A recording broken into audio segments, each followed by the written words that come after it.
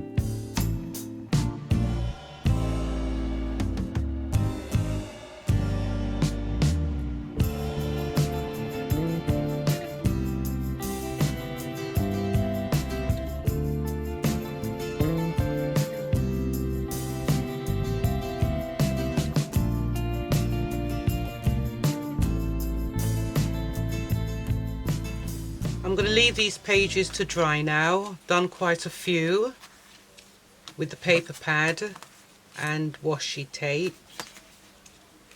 I'll just leave all these to dry for now, and then I'll do a part 2, continue with the paper pad.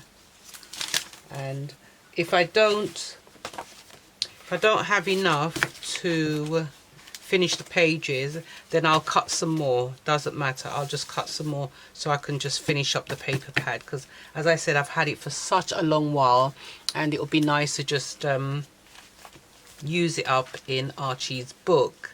I haven't been very active in his book, but once I've put the paper pad onto the pages, and then I can start getting a bit more active with his journaling, document his growth and everything, his behavior and all sorts, his vet visits.